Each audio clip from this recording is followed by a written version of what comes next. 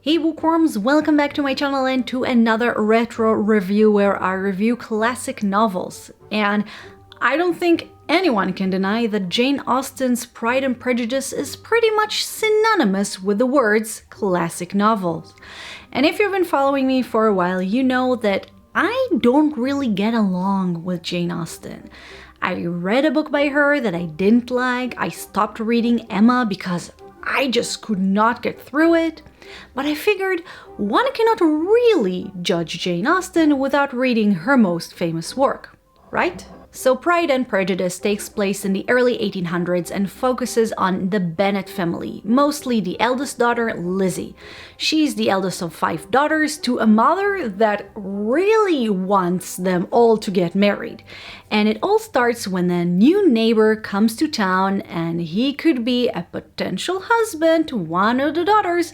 And from there we follow the sisters in their stories of loves and lies and relationships and lots of proud people that need to learn not to be so prejudicial.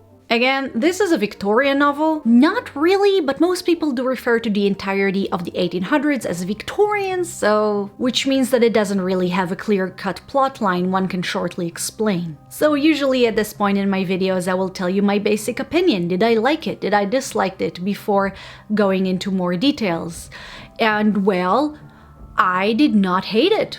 From all the Jane Austen books that I've tried to read, this was my favorite. So how about that?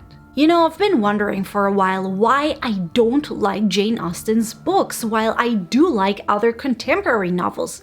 Even in my Jane Eyre review, I asked you guys, what's the big difference? Maybe you can enlighten me. And now I finally realize what my problem with Jane Austen's books is. So from what I've read, Jane Austen's books are about very comfortable people who have nothing better to do than just sit around and gossip, or visit their friends and gossip with them, or going traveling to meet new people so they can talk about them when they come back. Their biggest problems in life seem to be all about relationships, romantic and friendly. Who loves who? Does he think I'm prettier than my sister? Whom and how soon will my daughters get married? He danced with me once, but he danced with her twice. It's so infuriatingly frivolous. Guys, clothes and parties. Honestly, it reminds me of the 7th grade. I need something more substantial in my novels. In other classics I've read, people had real problems. They endured poverty, sickness. They actually did things instead of just sitting around and talking about who will marry who like some sort of soap opera. Not only did that annoy me, it also really bored me. I've read books and seen movies taking place entirely in one room or one house that were more interesting. 12 Angry Men, a bunch of guys sitting and talking in a room, but they need to decide the fate of a young man who is accused of murder. And then there were none. One of my favorite books ever, a group of people stuck in a mansion for days with nothing to do other than chat, eat, knit, etc. Kind of remind me of quarantine, but they also need to find out who put them there and who is killing them. In Jane Austen's book, it really feels like nothing happened, and surprisingly, I found that boring. However, I have to say I did warm up to this book after about the first third. My turning point was to actively realize that this book, it's not an action thriller. It's a witty chick lit with a commentary about society. And once I adjusted my expectations, things did get better. Mind you, I still found it very frivolous, but I appreciate the wittiness and the commentary.